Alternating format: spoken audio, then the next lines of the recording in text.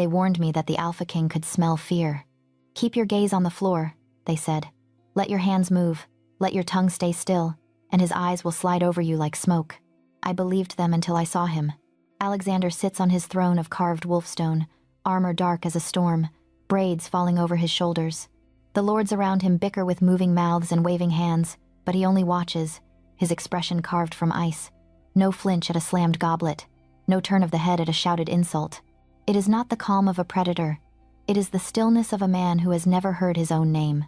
I have seen wounds hidden under furs, fever beneath dry skin, rot beneath polished armor. This feels the same. Wrong. My gaze catches on his ear, on the small, unnatural tightness there, and something in me answers like a tug on a thread. I am only a maid. An omega who survives by folding herself smaller than her shadow.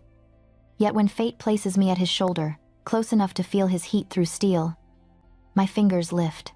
One soft touch, one forbidden reach toward his ear, and the silence ruling our king begins to crack. Stones remember everything. That is the first lesson I learned in the village. Our cottage was built of river rock, stacked by ancestors whose names I never knew. In winter, when the winds clawed at the shutters, I would press my palms to the walls and pretend I could feel the stories caught there. Lullabies, arguments, whispered prayers to a moon that never answered.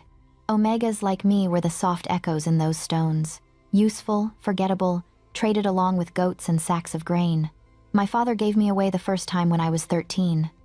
A merchant's wife wanted a quiet girl with steady hands, and I had both. I lasted 3 summers in her house, moving from hearth to barn to sickbed, until one wrong touch changed everything. The woman's son had fallen from a horse. His leg was twisted and swollen, the village healer summoned and slow to arrive. The boy wailed, sweat slick on his brow, and everyone shouted at once, "Too many hands, too much fear."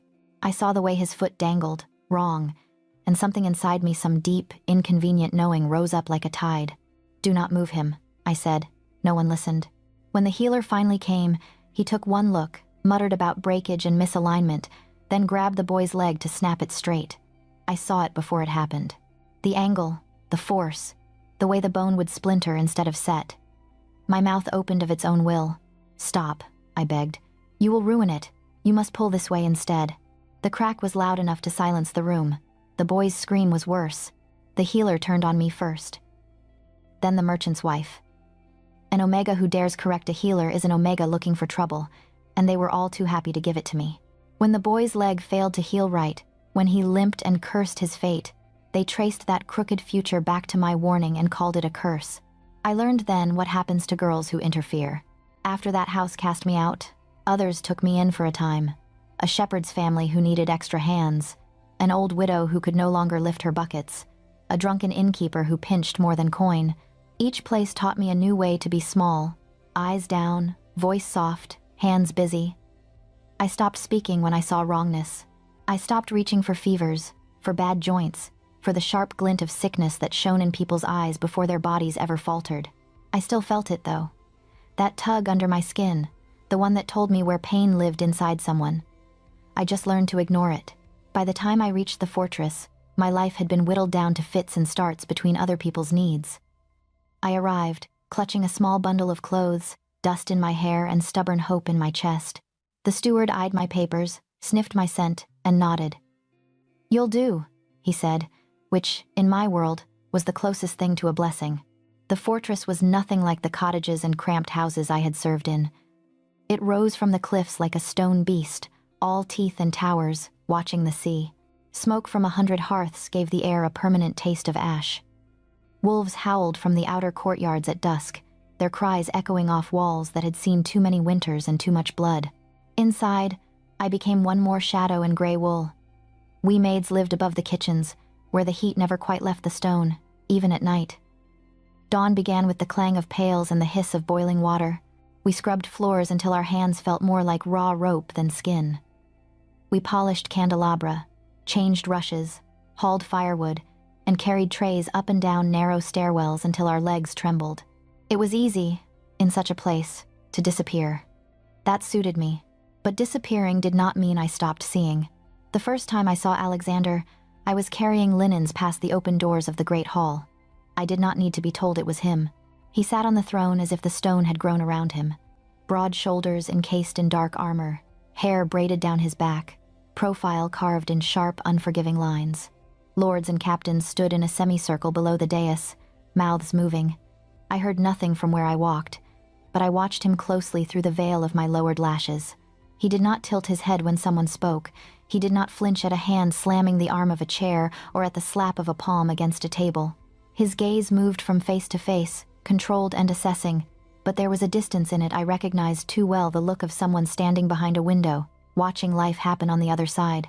The others called him many things. Wolf King, Silent Storm, Moon-marked. In the servants' quarters, they whispered that he was blessed by the goddess with a warrior's body and cursed with a deaf man's ears. Some said it made him more terrifying, that he could stare through a man without reacting to pleas or threats. Some said it made him pitiable. I watched him and saw neither blessing nor curse. I saw a man who had learned to read the world without sound. The way he tracked mouths, not voices. The way he watched hands and shoulders. The way his jaw tightened a breath before someone lost their temper, as though he could feel the swell of anger in the air. Loneliness clung to him like a second cloak. In the days that followed, my path crossed his shadow more often than the man himself. I glimpsed him on battlements, speaking with his commanders. In the training yard, where swords crashed in practice noise I could hear even from the laundry yard, though he reacted only to movement and impact. In the chapel, kneeling in the blue wash of stained glass light, his head bowed, lips motionless. Each time, that old, unwelcome sense stirred in me, the one that had ruined my life once already. When a kitchen girl burned her arm on an oven stone, I felt the throb before she cried out. My hands moved on their own, guiding cool cloth, knowing exactly where to press, how long to hold, when to ease. The blister never rose. She called it luck. I called it a reminder. When the stablemaster limped past me one evening, his gait just slightly off, I knew his hip would seize before the first frost. I said nothing. When I carried wine to a chamber where an old noble coughed into embroidered linen, my skin prickled with the knowledge that if he kept drinking from that same cup, he would not live to see spring. My fingers tightened on the tray, then relaxed. It was not my place. It was never my place. And yet, every time I saw Alexander's profile, that same instinct knotted in my chest, sharp and insistent. Something is wrong, it said. Not with his hands, not with his stride, but with the quiet wrapped around him. His silence was not smooth. It was tight, distorted, like cloth stretched over a hidden, jagged shape. The healers called it fate, the servants called it curse, and the lords called it advantage. But the longer I watched him, the more certain I became. Whatever bound his ears was not born of the gods. It was placed there, the way a stone is set in a wall. I lay awake at night on my narrow pallet above the kitchens, listening to the crackle of banked coals and the soft breathing of other maids, and tried to push that certainty away. I reminded myself of the boy with the ruined leg, of the look in the healer's eyes when he turned the village against me. I repeated the promise I had made the day I left that house. Never interfere again. Stones remember everything. So do scars. But as the days turned, and the moon carved her patient path across the sky, another truth became harder to ignore. If I could feel what others refused to see, if my hands and instincts were the only tools I had in this life, then perhaps some wounds were not meant to be left alone, especially when they belonged to a king who had never heard his own kingdom breathe. The hall emptied in pieces. First the lords, leaving in a rustle of cloaks and bruised pride. Then the captains, barking orders they suddenly seemed afraid to shout too loudly. Even the servants scattered like frightened birds, clutching empty platters, pretending not to stare at their king who sat frozen on the throne, one hand pressed to his ear as if the world itself was screaming into it. Only I remained on the dais. My fingers were sticky with whatever strange thing I had pulled from his ear, wrapped hastily in the corner of my apron. My knees prickled, waiting for the stone to open beneath me and swallow me whole. It was not the stone that moved, it was the guards. "On your feet," one of them growled, gauntlet closing around my upper arm. I stumbled up, the world sharp and too bright. Somewhere below us voices clanged loud, shocked, too loud for a hall that had seen blood spilled and oaths broken. I risked a glance at Alexander. His eyes were not on them. They were on me. Before, his gaze had felt like cold steel sliding over the room. Now it burned, pinned, searching.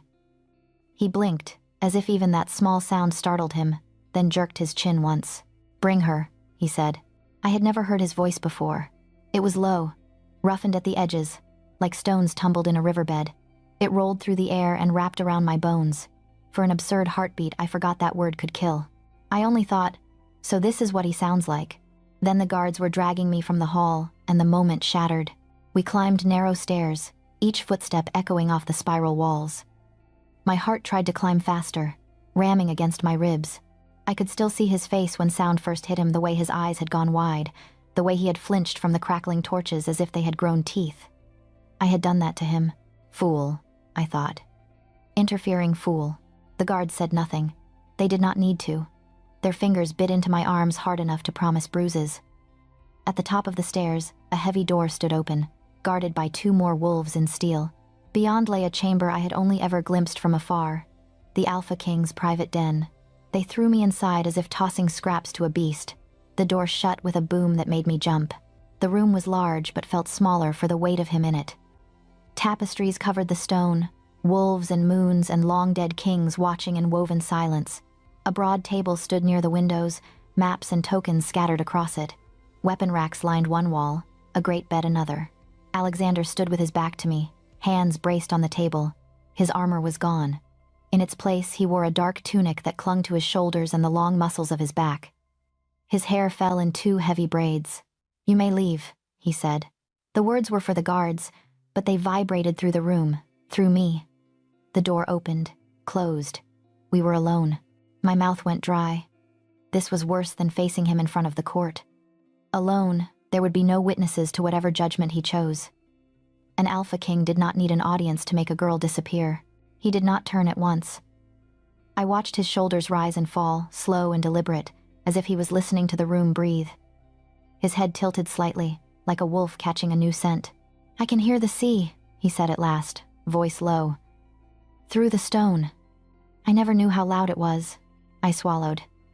"Your Majesty, do not speak yet." He lifted one hand, a command more than a gesture. "I want to hear it. The room, without your voice." So I stood. He listened. The fire snapped in the hearth. Cloth rustled in the slight draft. Somewhere above, a shutter creaked, protesting the wind. My own breathing sounded too harsh to my ears. To his, it must have been a storm. He turned then. His eyes were the same color as before, storm gray, ringed in darker steel, but something restless now moved behind them. Not the distant calculation I had seen from the shadows of the hall, but a raw, bewildered alertness, as if every part of him had been forced awake at once. He took one step toward me. The boards under his boots made a faint, complaining sound. His gaze flicked down, as though the floor's voice surprised him. "What?" he asked quietly.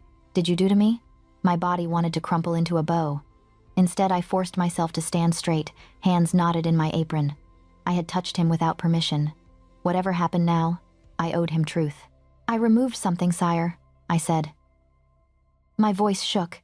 I could hear it, thin and frayed. "From your ear." His jaw clenched. "I know that much." I swallowed, throat dry. It did not belong there.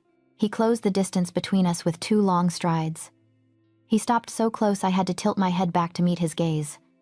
I smelled leather and clean sweat and a faint edge of iron, like blood remembered. "Do you think I have not had healers poking at my ears since I could stand?" he asked.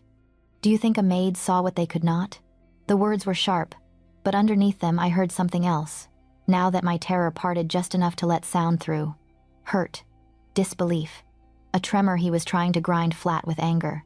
"I do not know what they saw, Your Majesty," I whispered. "I only know what I felt." His eyes narrowed. "Felt." "Yes." My fingers twitched around the scrap of cloth in my hand. I forced them open, revealing the small, dried, twisted thing wrapped inside the strange object that had lain in his ear like a stone lodged in a riverbank.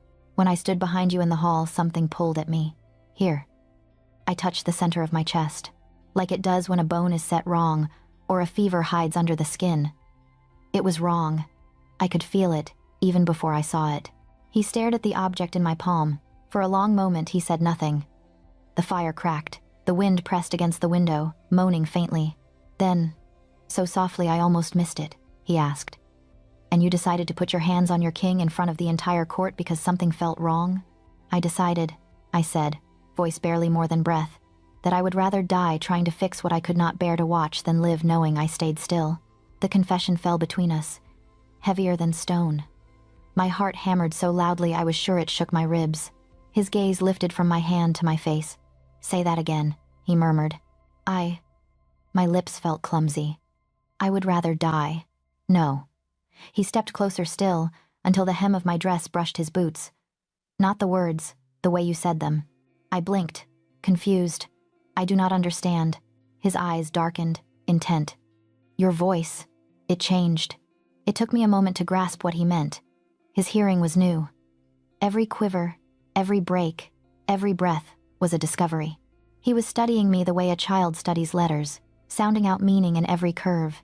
He lifted his hand slowly, as if approaching a wild animal. His fingers hovered near my throat, not quite touching. "When you spoke of dying, your voice shook here," he said. "But when you said you could not bear to watch, it steadied." My skin burned under his scrutiny. "Because that part is worse," I admitted hoarsely. His hand dropped. He stepped back, as if the distance would help him think. "I can hear your heart," he said. "It is loud." Heat climbed my neck. "I am afraid." "I know." His mouth twisted in something that was not quite a smile. "Mine is louder." The thought startled me enough that my eyes flew to his chest. I could not hear his heartbeat from where I stood, but perhaps he meant the rush in his own ears, the same storm he'd described in the hall. He turned away, pacing once, twice, the floor complaining softly under his steps. "Healers told me the gods took my hearing at birth," he said.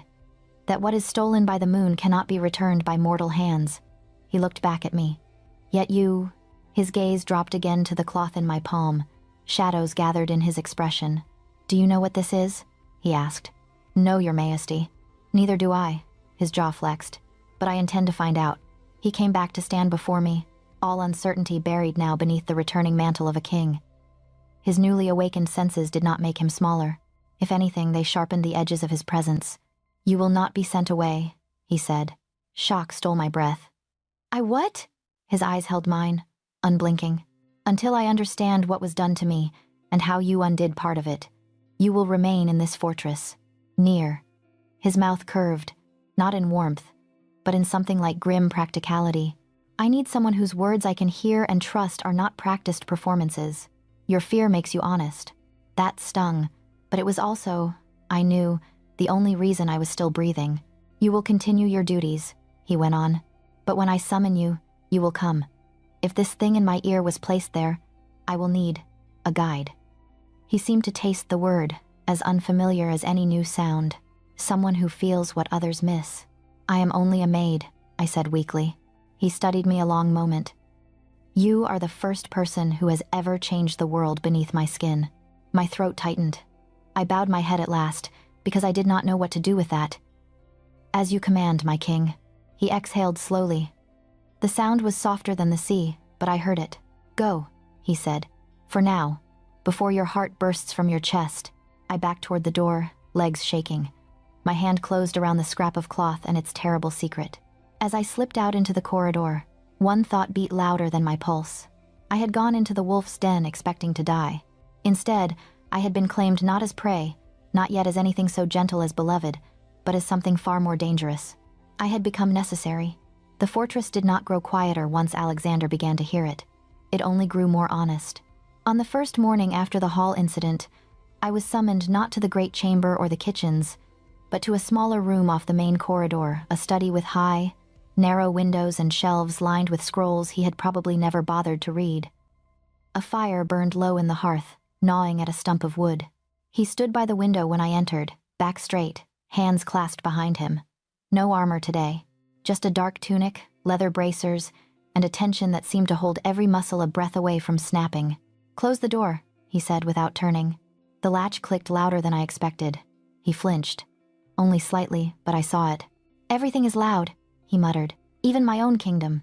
I stayed near the door, unsure how close I was allowed to stand when he was not demanding answers about mysterious objects lodged in his flesh.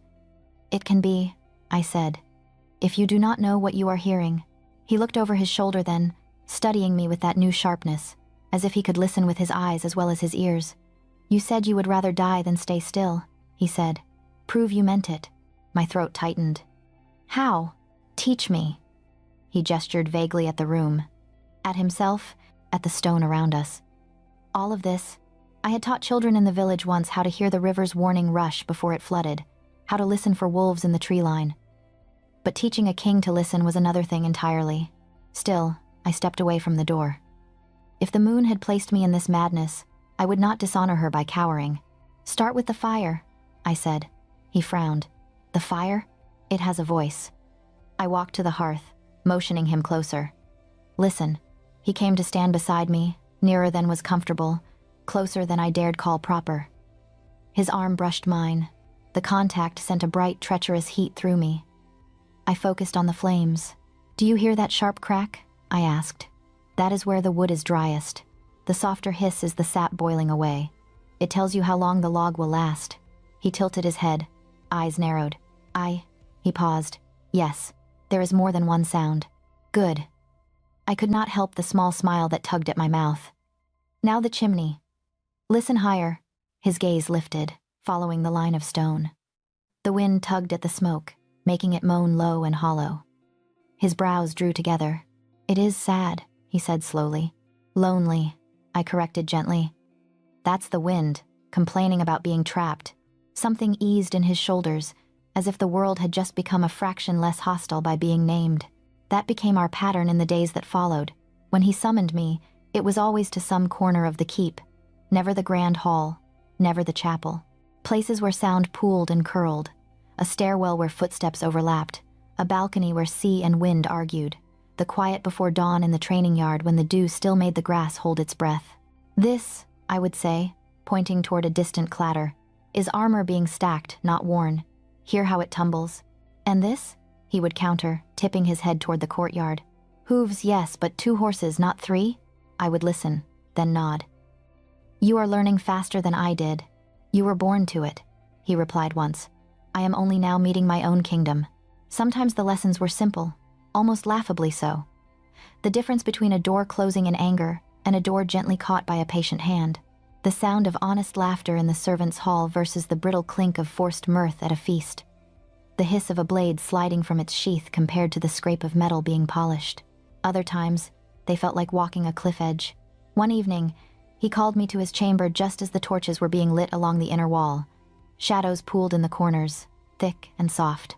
He sat at the edge of his bed, elbows on his knees, staring at his open hands as if they were strangers. "It will not stop," he said without preamble. "The noise, even when the room is empty." I hesitated in the doorway. "What do you hear?" He shook his head, jaw tight. "Everything. The fire, the guards outside, the sea, my own breath. I cannot tell where one ends and the next begins." His voice was wrong too fast, too thin. I felt the edge of it along my nerves. Panic. "May I asked, stepping closer. He did not look up, but he did not forbid me. I took that as permission and came to stand in front of him. From this angle, with his head bowed, the braids framed his face, making him look younger, almost uncertain. "Alexander," I said softly, "look at me." His eyes snapped up, blown wide. "It's too loud," he rasped. "The world is too loud and I cannot." "Give the noise somewhere to go," I said. "Trust me." I took his hands, both of them in mine. It was a boldness that would have terrified me a week ago. Now terror was a luxury I could not afford. I guided his palms to my chest, laying them flat over my heart. His fingers spanned almost the whole width. The heat of his skin burned through the fabric of my dress. "Feel that?" I asked. He swallowed. "Yes. That is me. Not the sea, not the guards, not the fire. Just me." I drew a slow breath in, letting my ribs expand painstakingly. "Breathe with my heart, and when it beats twice, out for the third." "This is foolish," he muttered, but his hands did not pull away. "Then humor your foolish maid," I murmured. "In, out, listen only here." His chest rose, fell, rose again. At first, his breath stuttered, catching on the edges of fear. Gradually, the rhythm settled. My heartbeat slowed with his, or perhaps his slowed with mine. The roar in his eyes dimmed, leaving something rawer, more fragile. "What do you hear now?" I asked after several cycles. He stared at me, gaze dropping briefly to our joined hands before returning to my face. "You," he said quietly. "Only you." The room felt suddenly too small. My own lungs forgot their lesson, stumbling. His hands moved, whether by accident or intent, sliding over the curve of my ribs as my breath hitched. Your voice changes, he added, softer still. When you are frightened for me, it sharpens. When you are frightened of me, it thins. Just now, it did something else. Heat rushed to my cheeks. I am not used to kings touching me, sire. Kings, he said, as if tasting the word. You say it as if I am made of stone. You are not stone. The admission slipped out before I could bite it back. Stone does not flinch when a door slams. Stone does not hold its breath when it hears a maid's footsteps approach. His fingers curled, unconsciously pressing me closer. My heart, the traitor, leapt against his palms. And what does a maid do? He asked quietly, when her king will not let go because her heart is the only sound that makes sense. My mouth parted, but no words came. Instead, I placed my own hand over his, anchoring them where they lay. It was a dangerous answer, but an honest one. We stayed like that longer than was wise, long enough for the fire to settle into a steady murmur, for the corridor beyond the door to fall quiet as the keep slipped towards sleep, long enough for our breathing to become a single pattern. After that night, the lessons changed. I still taught him the language of the fortress, the distant thunder of hooves on the bridge, the clink of dice in the barracks, the secretive hush of conspirators who forgot walls had ears now. But there were more moments when his attention slipped from the world to me. Say my name again, he would ask, leaning close under the pretense of straining to hear. Alexander, I would whisper, knowing full well he could have heard me from halfway across the room. Sometimes he would repeat it, testing the weight of each syllable, matching his tone to mine. My hand on his throat guided the sound, feeling the vibration under his skin. The first time his voice matched my pitch so closely, the air seemed to hum between us. I had to pull away before I did something foolish, like press my lips to the place my fingers had just rested. Duty said I was there to serve, to guide, to steady. Desire said I was already falling. He never spoke of mates. I never spoke of the bond that tugged at me whenever he entered a room. But the space between us grew charged with things unsaid. Glances that lingered a heartbeat too long. Hands that brushed when they did not need to. Silences heavy not with absence, but with everything we were too afraid to name. I had promised myself, once, that I would never interfere again. Then I tore the silence from his ear. Now, each lesson in sound felt like a new kind of interference. One that did not merely change his world, but wove mine irrevocably into it. Doors in the fortress were thinner than they looked. I learned this carrying wine to a council antechamber 2 nights after I taught Alexander to breathe with my heart. The corridor outside the war room was nearly empty, all but one torch guttering low. I knew better than to linger near that door. It was where important men muttered important things they did not want maids to hear. But the steward had sent me with a tray for the guards, and the guards had stepped away, and I made the mistake of existing within earshot. Cannot pretend this is nothing, a clipped voice hissed from the other side of the oak. Lord Harrow, if I match tone to the thin knife edge of his mouth. A deaf king is one thing. A hearing one is another beast entirely. A deeper voice, oily with false calm, answered, Your concern is noted, but the change is done. We cannot pluck the sound back out of his skull. The tray wobbled in my hands. I pressed my back to the cool stone, shadow swallowing me. The urge to flee warred with the part of me that had spent years listening by necessity. Every raised voice, a warning. Every whispered argument, a sign it was time to move on to the next house. If he starts hearing what is not meant for him, Harrow said, these walls will not protect us. He will start to ask different questions. He is still the same man, the other replied. Trained to see, not hear. He trusts what he reads on faces more than what he takes in through his ears. With careful guidance. You mean with you whispering in one ear, while that little maid has her hands on the other? Harrow spat the word maid with such disdain I flinched. Do not think I have not noticed his sudden interest in servants who were meant to remain invisible. Heat shot to my cheeks, shame and fear tangling. I should have walked away. My feet would not obey. He relies on her for now, the smoother voice said. A child clings to the hand that leads him out of a dark room. That does not make the child any less malleable once his eyes adjust. Your metaphors grow more insulting by the day. Harrow sighed. We paid well to keep his ears closed. Years of coin, years of assurances. If he learns that, the tray slipped a fraction in my grip. One cup chimed against another, a soft, betraying ring. Silence fell on the other side of the door. Not the empty kind, but the full, poised sort that comes just before steel leaves a sheath. "Did you hear that?" someone muttered. My heart leapt into my throat. I hurried down the corridor as quietly as a girl with shaking hands could manage, turning the corner before the door opened. I pressed myself into a servant's niche, breath sawing, listening to footsteps enter the hall. Pause. Retreat.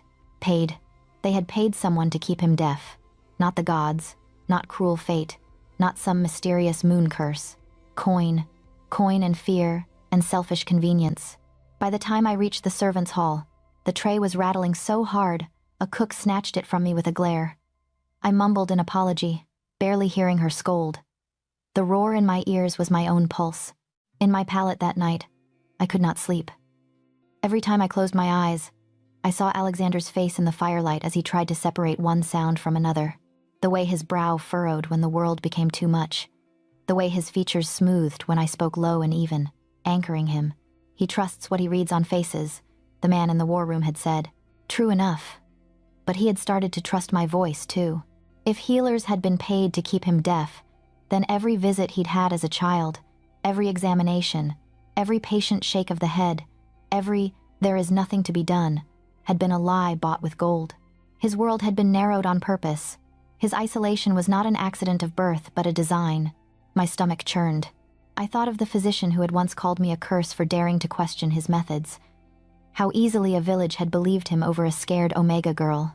If these men discovered I had uncovered their crime without trying, what might they call me? Witch. Temptress. Manipulator.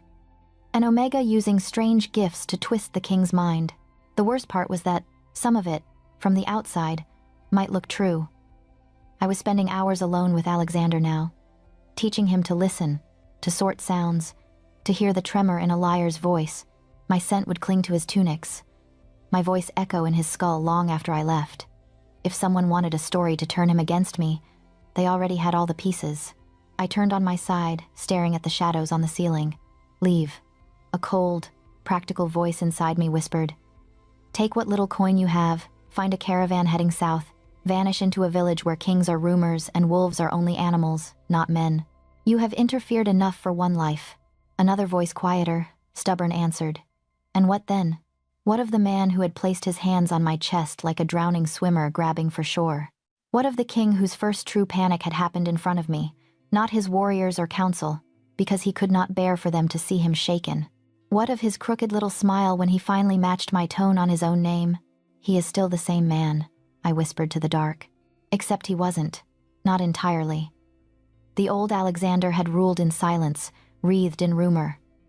This one was freshly hatched into a world of clamor he had never been prepared for. Sound had stripped some of his armor, not the kind hammered from metal, but the kind built from distance and unknowability. I had seen that unarmored man. I had watched his face soften when he heard the soft mewl of a stable kitten for the first time, crouching in straw with a look of wonder entirely at odds with his reputation. I had seen exasperation spark in his eyes when two guards tried to whisper about dice games out of his line of sight, only to forget that their voices now betrayed them. Most dangerous of all, I had seen the way his gaze warmed when I entered a room, as if some part of him had learned my footsteps and decided they were a sound worth anticipating. The thought of leaving him in the hands of men who had paid for his brokenness made my chest ache worse than any fear. Yet fear was real. If they had spent years buying his deafness, what would they do to protect that investment? A maid could vanish in a fortress like this, one night scrubbing floors, the next tossed over the cliffs, and written off as clumsiness. Omegas were always falling, always losing their footing, always meeting unfortunate ends that no one questioned too closely. I pressed my palm over my racing heart, remembering the weight of his hands there. Give the noise somewhere to go, I had told him. Trust me. He had.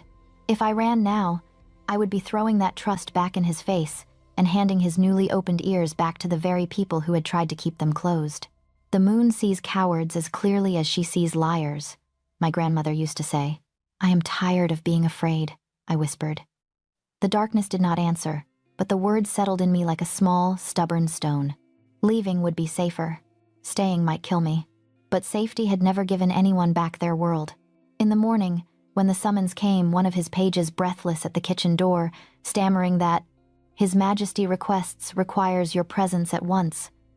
I wiped my hands, smoothed my apron, and went. Each step up, the tower felt like threading a needle through layers of stone and secrets. As I climbed, I heard the keep differently. The hurried, guilty hush when I passed certain doors, the too careful loudness of men laughing near the war room, the brittle chime of fear in the servants' voices when they spoke the word king. Behind it all lay another sound, faint but steady, like a drum beating beneath layers of earth. Alexander's presence. Not his heart, I was not yet close enough for that, but the awareness that somewhere above me, he was listening too. For his first winter with ears, for lies he had never been allowed to hear before, for the one made foolish enough to stand between an alpha king and the people who had stolen his silence. At the chamber door, I paused for a single breath. "Run," the old fear whispered one last time. I knocked instead. Names are heavier when you can finally hear them. We were in the map room the first time Alexander told me that. The table between us was littered with wooden tokens carved into wolves and ships, their positions marking borders I would never cross. Outside, rain rattled against the shutters, a steady drumbeat on the stone.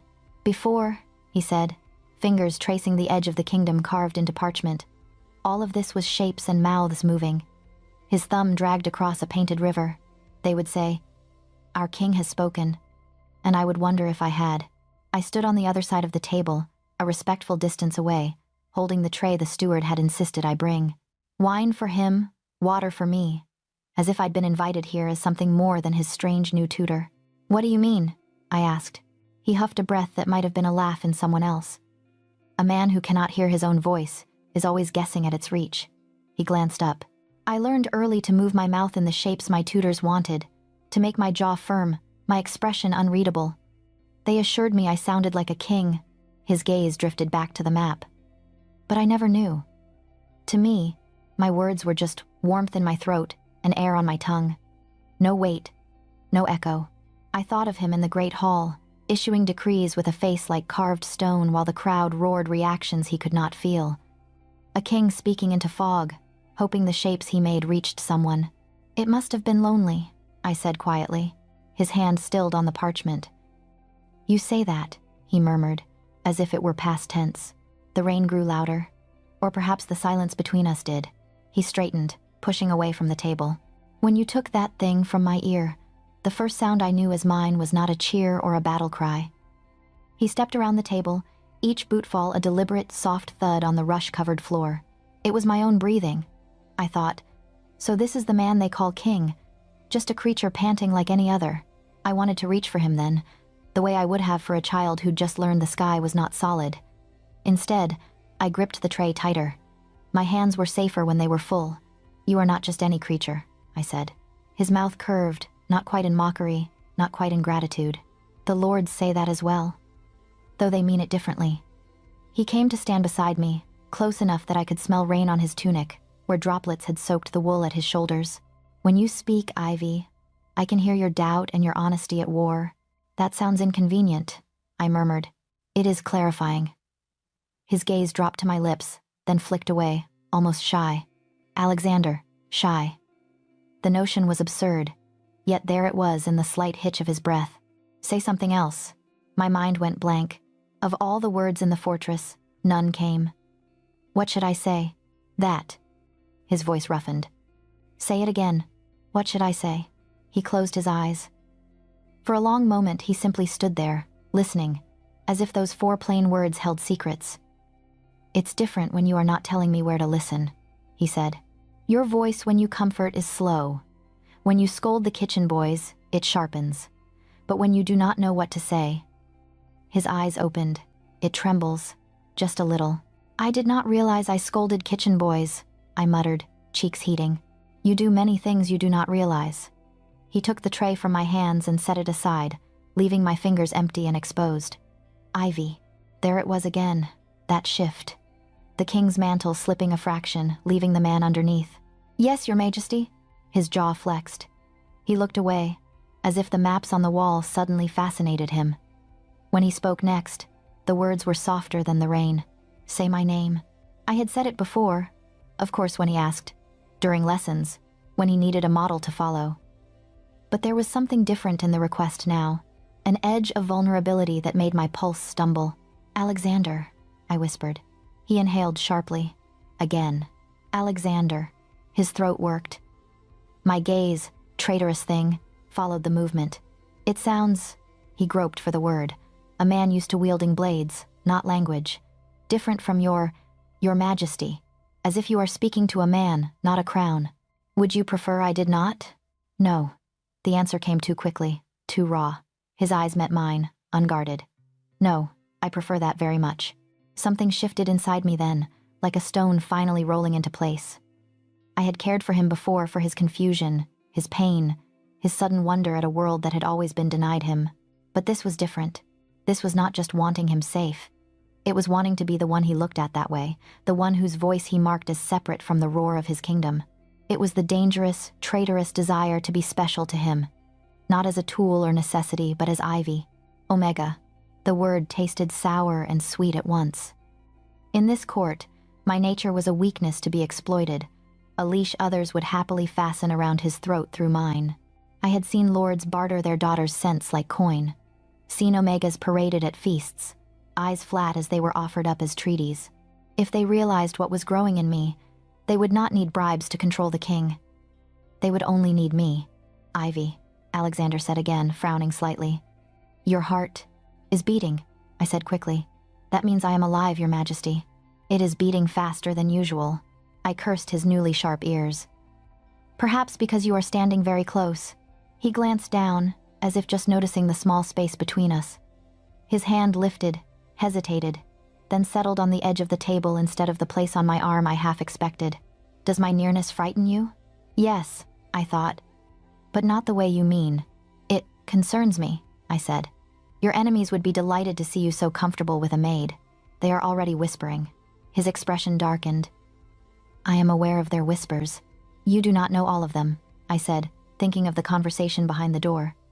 The urge to tell him everything surged up again about payments to healers, about the years stolen from him on purpose, about the way they spoke of him as if he were a child with a new toy, and about me.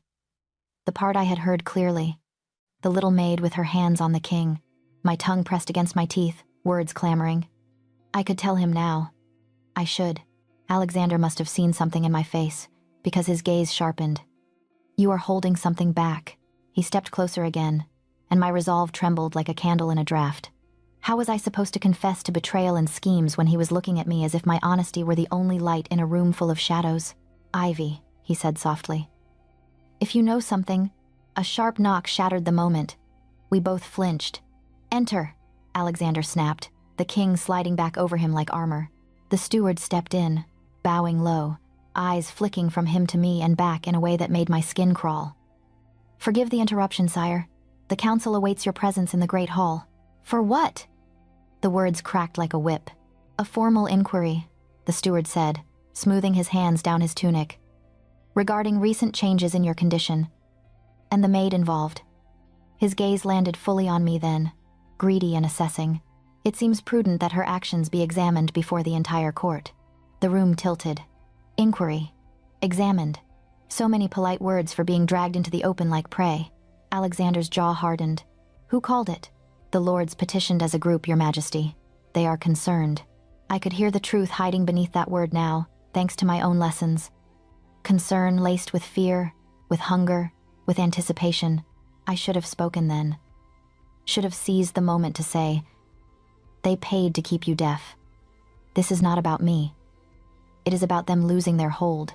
Instead, I felt my throat close. What happens if I refuse? Alexander asked. The steward's smile was thin. Refusal would be unwise, sire. It might suggest you have something to hide.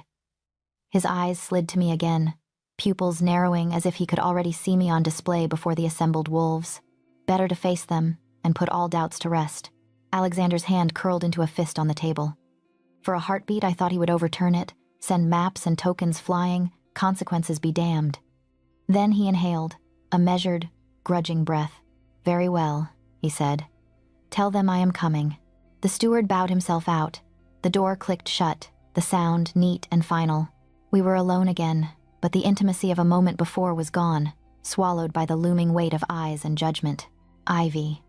Alexander looked at me, and there was something almost apologetic in his gaze, an emotion I never expected to see on a king's face. You will stand with me. My palms were damp. And if they ask questions I cannot safely answer? His jaw set. Then they will learn the sound of a king who has decided he has heard enough. It was a promise and a threat, neither of which I could fully trust to protect me. As we walked toward the hall together, my mind spun circles. Tell him now. Tell him about the coins, the healers, the men behind the door.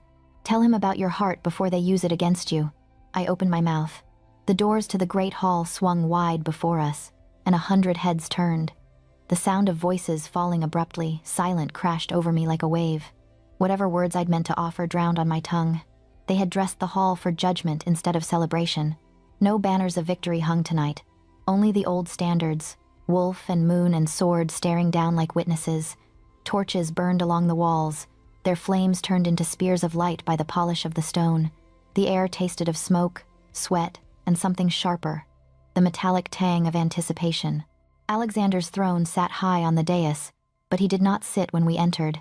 He stood beside it, hands clasped behind his back, eyes sweeping the room. The murmur that had filled the hall thinned and broke, falling into a hush that felt more dangerous than any shouted threat. The steward led me forward until I stood alone on the bare stone at the center. No tray in my hands, no cloth to busy my fingers, only my own pulse hammering against my ribs. The circle of lords around me parted just enough to keep their fine boots clean of whatever might spill from this little spectacle. Let it be known, Lord Harrow said, stepping out from the crowd like a blade from a sheath, that this gathering is called in concern for the safety of the realm and the soundness of our king's mind. Murmurs. I heard the falseness in them, now the rehearsed outrage, the pleased fear. Alexander's gaze flicked to Harrow, then to me. He gave no signal, no word, but I felt him listening. To them, to me, to all of it. Harrow turned, robes whispering. The girl, he said, as if I did not already stand before him. Step forward. I did not move. There was nowhere further to go. State your name, he ordered. Ivy, I said, amazed my voice came out at all. Omega, maid of the fortress, and self-appointed healer to the crown. A thin smile cut across his face. You admit you put your hands upon His Majesty during council? Yes. My fingers curled at my sides. I do.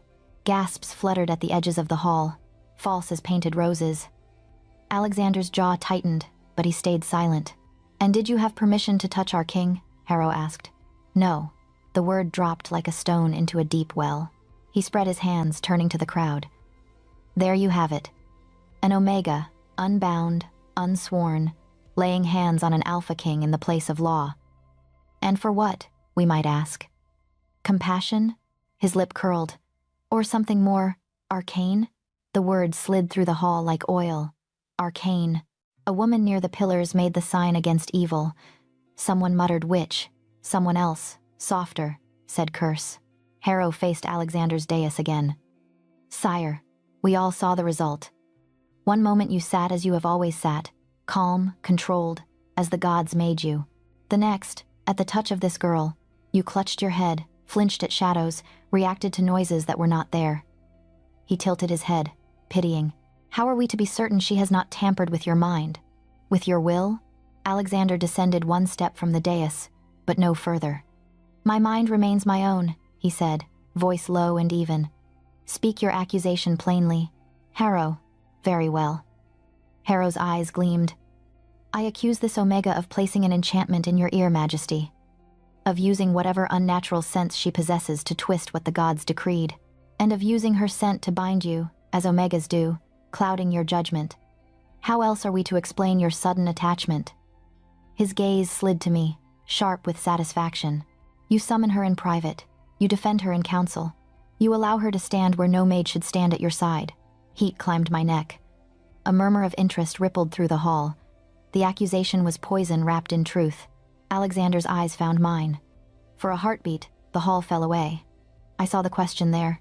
Do you want me to end this? To silence them? No, I thought, the word loud in my chest. Not yet. My king, I said. And the title tasted different, now less distance, more plea. May I speak? He hesitated, then inclined his head. You may. All those faces turned toward me like flowers to the sun, except there was no warmth in them. Only hunger. My knees wanted to give, my throat wanted to close.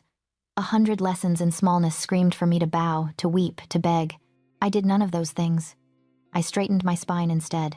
You ask why I touched him, I said, surprised by the steadiness of my own voice. I will tell you, Harrow snorted. We know why. Power, ambition, a chance to wrap a king around your... I was tired. I cut in, the words rising like a wave that had waited too long to break. Of watching a good man suffer while cowards profited from his weakness. The hall went still. I had never called him good aloud before. The truth of it made my chest hurt. I have served in houses where broken men ruled, I went on. Men who twisted their pain into cruelty, who used whatever power they had to grind others under their heels. Alexander is not such a man. He was given a kingdom and a cage at once, this hall, these walls, and silence wrapped around his head like iron. I looked at Harrow, at the ring of lords beyond him. And you all learned how to use that silence, how to speak without being heard, how to sell his deafness as destiny, while it kept you safe from the sound of your own lies. A stir of anger rippled the crowd. Not because I was wrong, but because I was not supposed to say it where the torches could hear. You claim I cast an enchantment, I said, but when I removed that thing from his ear, what happened? Did the sky darken? Did the moon bleed? No. The world did what it has always done. It made noise. I turned to Alexander then, my voice softening without my permission. He heard his own breath, his own name, the sea against the cliffs that have guarded his family for generations. That is not witchcraft. That is what should have been his since birth. I swallowed, feeling the first crack in my composure. You want to know why I risked touching him without leave? Eyes. So many eyes. Alexander's most of all. Because I knew I might die, I whispered. I have seen what happens to Omegas who forget their place. I knew that one misstep could see me thrown from these walls and forgotten before my body hit the rocks. My voice wavered, then steadied, riding the tremor like a wave. And still, when I saw him, this man you call king, sitting in a hall full of voices he could not hear, carrying a burden he had never been allowed to understand, one look was enough. I took a breath that scraped my lungs raw. He was worth saving. The last word broke on my tongue.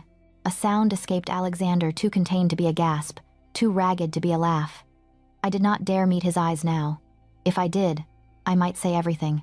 I might tell them all that I loved him, that the thought of him locked back into silence hurt more than any noose. Worth, Harrow repeated, latching onto the word like a leech. You speak as if you sat in judgment over him. No. I shook my head, tears burning behind my eyes. I speak as someone who understands what it is to be voiceless. I did not judge him. I saw him drowning in quiet and I reached. The tears escaped then, hot tracks down my cheeks. I did not wipe them away. Let them see. Let them hear. If you must accuse me of something, I said, and now my voice crackled like dry wood catching flame. Accuse me of that. Of refusing to stand still while a king was kept half alive for your convenience. Of choosing action over fear. My gaze swept the circle, catching on each face, daring them to look away. I broke the rules of station and propriety and pride. I touched what many of you believed untouchable. My throat closed on the next words. I forced them through anyway. I did it knowing it could cost me my life, I said. And if that is what this hall decides, if you choose to kill me for helping him, then so be it. My voice cracked cleanly on that last syllable. The sound rang up into the rafters and down into the stones beneath my feet. I would rather be executed for trying to give my king back what was stolen from him, I whispered, than live out another day knowing I saw his suffering and did nothing.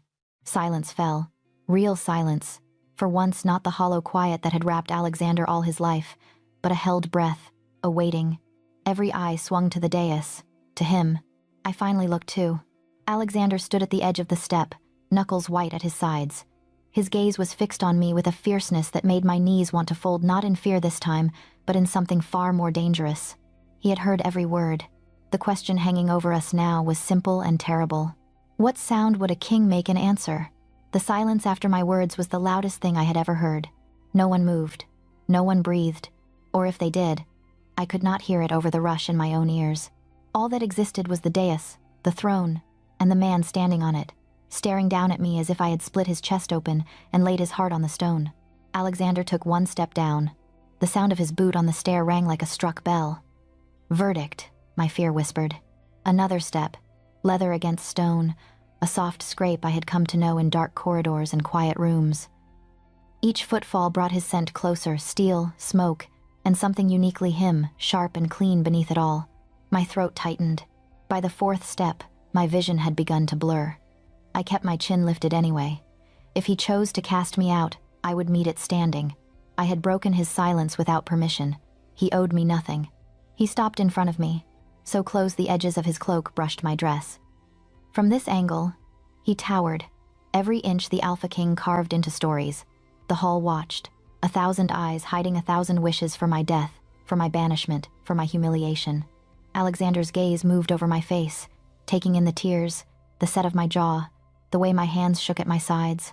His own hands opened and closed once, as if he were steadying himself against some unseen current. Then he did something no one in that hall expected. He reached for me. His fingers found my hand, rough and warm, closing around it firmly enough that the tremor running through me had no choice but to still. Gasps rippled outward like thrown stones hitting water. "Look at them," he said quietly, though the sound carried easily to the furthest pillar. "Listen, Ivy." I did. The murmurs were no longer smug, no longer gleeful. They were shocked, disbelieving, edged with dawning fear. Alexander turned, still holding my hand, and faced his court. "You have heard her," he said. "Now you will hear me." His voice rolled through the hall, deeper and more certain than I had ever heard it. This was a man who finally believed his words reached their mark. "You speak of enchantments," he went on. "If there is any witchcraft at work here, it was done long before she ever set foot in this fortress." His gaze swept the lords, cold as winter. Someone placed a foreign thing in my ear when I was a child. Someone paid to keep me deaf, to keep me ignorant of the sound of my own people, my own enemies, my own name. A shiver passed through the crowd. No one spoke. "I have listened," Alexander said, harsher now. "Not just with my newly opened ears, but with the skills you all taught me in silence, how to read fear, how to smell guilt." His eyes caught and pinned Harrow, who flinched despite himself. Ivy did not twist the god's decree. She tore out a man-made chain disguised as fate. He lifted our joined hands, just enough that everyone could see. "The only magic she used," he said, voice softening around the edges, "was courage." My breath caught. She touched a king with no promise of reward, no protection, knowing it might mean her death. His jaw flexed. "How many of you can say the same? How many of you have risked your lives to give me something rather than to take something from me?" No one answered. Torches snapped in the hush. Somewhere a banner creaked. "This trial is over," Alexander declared. "If you want witches, look among those who profited from my maiming, not among those who mended it."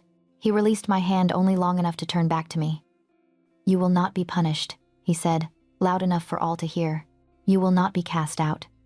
From this day forward, anyone who moves against you moves against their king." The words wrapped around me like armor and a collar all at once. Protection and claim in the same breath. He squeezed my fingers once more, then led me from the center of the hall, up the steps to the dais. The murmur began again behind us, not triumph this time, but the restless whisper of a story changing shape. I could feel their eyes burning between my shoulder blades as I walked beside him. A voice beside the throne, they would call me. A dangerous place for someone who had spent her life trying to be invisible. When the doors finally closed behind the last lord and the echoes faded, Alexander sagged against the throne as if the stone were the only thing holding him up. The great hall, emptied of bodies, hummed with residual noise only he could hear. For a long moment, neither of us spoke. My hand still tingled where his had held it. "I should have done more," he said at last, voice hoarse. "They will not stop with whispers." "You did enough," I replied, surprised to find my voice steady again. "You made them afraid of the right thing. And what is that?" "You." I managed a small smile, a king who finally hears them. Something flickered in his eyes, pain, pride, something tender that made me want to look away and never look away again. "Ivy," he murmured. "Yes, Your Majesty?" He swallowed, the sound of it somehow loud in the emptied hall. Then, slowly, he stepped down from the dais until we stood on the same level, stone beneath both our feet instead of between us. To my shock, he sank to one knee, then the other. "Stop that," I whispered, horrified. "You cannot kneel to me." "Why not?" His gaze never left my face. "You were willing to die for me. Should I not at least bend for you?" His hands closed gently around my wrists, as if afraid I'd bolt. The sight of a kneeling king made my head spin. "When you stood there," he said softly, in front of all of them, telling them you would rather be executed than stand by in silence. "Do you know what I heard? Treason?" I tried for humor. It came out thin. "Life," he said simply. For the first time, the sound of it in my own chest meant something. It matched yours. My throat tightened. I have heard many things since you freed my ears, he went on. Waves, storms, steel, lies. But your voice, he shook his head, almost helpless. Your voice is the first sound that ever made me feel truly alive. The hall seemed to tilt around us. I could order you to stay, he said. I am king. I command armies. I could wrap your future in edicts and call it protection. His grip on my wrists loosened, his next words coming out rough. But I am so very tired of taking things that are not freely given. He looked up at me, this fearsome, silent legend of a man who suddenly had too much sound in his world and chose, in this moment, to offer all his power to an Omega. So I am asking, Alexander said. Not as your king, but as the man you decided was worth saving. Will you stay by my side? Not as a maid, not as a tool, but as... He exhaled, the word clearly difficult. As mine. I could feel the shape of my answer in every part of me. In the way my pulse leapt at his nearness, in the way my palms itched to touch his face, to smooth the furrow from his brow, in the way the idea of walking away now felt like slicing my own soul in half. Fear rose one last time, hissing all its old warnings about courts and leverage and how easily an Omega could be turned into a weapon. But love rose too. Quieter and infinitely stronger. I do not know how to be anything but afraid here, I whispered. But I know how to be stubborn, and I know how to listen. I lifted my hands from his and set them against his cheeks. His stubble rasped warmly against my palms. He leaned into the touch as if he had been waiting for it all his life. I choose you, I said. The words rang like a vow. I choose the danger and the beauty, and whatever storms come with you. I will stay if you promise to let me keep teaching you to listen. His breath shuddered.